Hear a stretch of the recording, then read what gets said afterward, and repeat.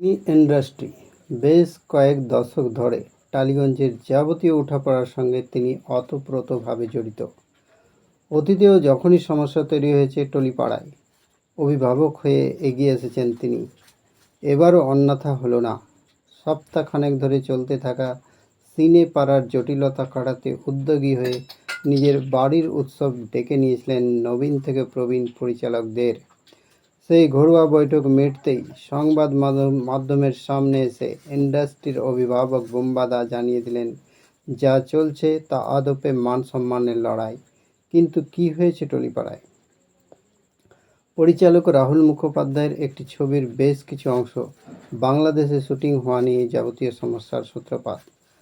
কলাকুশলীদের সংগঠন টেকনিশিয়ান গিল্ডের মতে সংশ্লিষ্ট ছবির শুটিংয়ে বাংলাদেশের কলাকুশলীরা কাজ করায় বঞ্চিত হয়েছেন এ রাজ্যের সিনেকর্মীরা। যদিও রাহুল এ ছবিটির বাংলাদেশি প্রযোজকদের পক্ষ থেকে দাবি, কলকাতায় কাজ করতে চাওয়া হয়েছিল, কিন্তু ছবিকে বিদেশি তকমা দিয়ে নির্ধারিত পারিশ্রমিকের বেশি টাকা ধার্য করা হয়, যা প্রযোজকদের পক্ষে বহন করা সম্ভব হয়নি। ফলে কাজ থেমে যায়। তাই অপার বাংলায় গিয়ে বাকি কাজ সমাপ্ত করার সিদ্ধান্ত নেওয়া হয়েছিল। কিন্তু এই যুক্তিতে সন্তুষ্ট নয় কলকাতার টেকনিশিয়ান গিল্ড। তাদের দাবি, বাইরে গিয়ে কাজ করলে তা সুনির্দিষ্টভাবে জানাতে হয়। রাহুল মুখোপাধ্যায় তা করেননি। এরপরই রাহুল বাবুর বিরুদ্ধে শাস্তিমূলক পদক্ষেপ গ্রহণের কথা সামনে আসে। বলা হয় 3 মাস পরিচালক বা নির্দেশক হিসেবে তিনি কাজ করতে পারবেন না। তবে প্রথম দিনের বৈঠকের পর রাহুলের কাজে খানিক ছাড়পত্র মেলে। ক্রিয়েটিভ প্রযোজক হিসেবে তাকে কাজে বহাল রাখার নির্দেশও মেলে, যদিও সেই সিদ্ধান্ত মেনে নিতে রাজি ছিল না পরিচালক সংগঠন। এই পরিস্থিতিতে কলকাতার পরিচালকদের সংগঠন ডিরেক্টর গিল্ড রাহুল বাবুর পাশে দাঁড়ায়। পাশাপাশি এসডিএফ প্রযোজিত রাহুল মুখোপাধ্যায়ের পরবর্তী ছবির শুটিং নিয়ে গোল বাঁধে। সেই ছবিতে আবার প্রসেনজিৎ, অনির্বাণ ভট্টাচার্যরা অভিনয় করেছেন। সেই ছবির ভবিষ্যৎ নিয়েও এক শ্রেণী প্রশ্ন তোলে।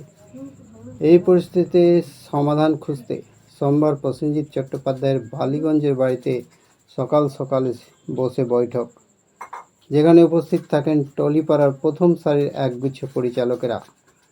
রাজ চক্রবর্তী থেকে শুরু করে হরনাথ চক্রবর্তী, অনির্বাণ ভট্টাচার্য, সৃজিত মুখোপাধ্যায়, শিবপ্রসাদ মুখোপাধ্যায়, অরিন্দম শীল, গৌতম ঘোষ প্রমুখরা। দ্রুত সমাধানসূত্র খুঁজতে বৈঠকের পর সাংবাদিকদের সামনে করজোড়ে পরিচালকদের অনুরোধ করলেন যে অচলাবস্থা কাটিয়ে সকলে একযোগে যেন কাজ করেন, নয়তো আদপে ইন্ডাস্ট্রিরই ক্ষতি হবে। বৈঠক শেষে প্রসেনজিৎ চট্টোপাধ্যায় হাত জোর করে বলেন, এটা আমার বাড়ি, এখানে কোনো সাংবাদিক সম্মেলন হচ্ছে না, এটা একটা আলোচনা। আমাদের ইন্ডাস্ট্রিতে রয়েছে 200 জন পরিচালক, সঙ্গে আমাদের কলাকুশলীরা, টেকনিশিয়ান বন্ধুরাও রয়েছেন। সর্বোপরি আমাদের শিল্পীরা, দেব আমাদের সঙ্গেই রয়েছে সবসময়। ঘাটাল থেকে ভিডিও কলে যোগাযোগ রাখছে সকাল থেকে। আমরা চেষ্টা করেছি, এখানে আমাদের ভূমিকাটা কী। ইন্ডাস্ট্রিতে 30 থেকে 40 বছর কাজ করে একটা পরিবারে পরিণত হয়েছি। তবে সময়ের সঙ্গে সঙ্গে বেশ কিছু নিয়ম আছে, নীতি আছে, যেগুলোকে পাল্টানো প্রয়োজন। আমরা সারা জীবন লড়াই করেছি টেকনিশিয়ানের জন্য। টেকনিশিয়ানের সঙ্গে থাকাটা আমাদের এক বড় ধর্ম। পাশাপাশি শিল্পীদের আর্টিস্ট ফোরাম, যেখানে প্রচুর শিল্পী রয়েছেন। তবে আমার মনে হয় এখানে যে জায়গাটা আমরা দাঁড়িয়ে রয়েছি, সেটা কখনো লড়াই নয়, এটা মান সম্মানের লড়াই চলছে। একটা পরিবারে যদি আমরা সবাই বাস করি, সেখানে মান সম্মান সবারই থাকবে। তার জন্য পরিবারটা তো ভেঙে যায় না। আমরা চাই উন্নয়ন। এদিন তিনি আরও বলেন, আমরা বলছি পান ইন্ডিয়ান ফিল্ম, তবে পান ইন্ডিয়া ছবি বানাতে গেলে বাইরের লোকদের এখানে আনতে হবে। কাজ কখনো বন্ধ হওয়া উচিত নয়। আমার ছবি বলে বলছি না, আমি এখানে অভিনেতা নয়।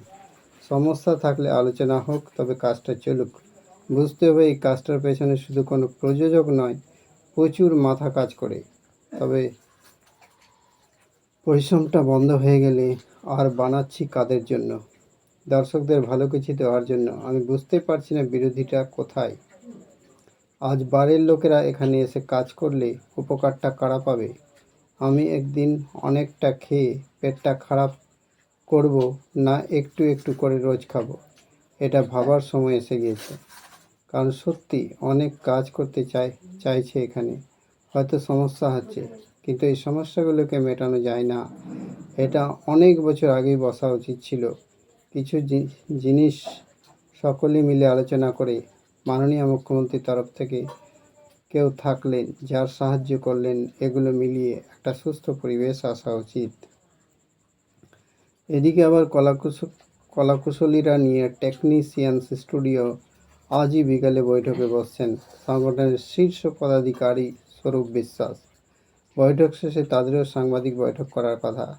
এখন দেখার বিনোদন দুনিয়ার এই জোট আদৌ কাটে নাকি আরও উচ্চ পর্যায়ে গিয়ে সব মিটমাট হয়। ওয়াকিবহাল মহলের চোখ এখন সেদিকেই থাকবে।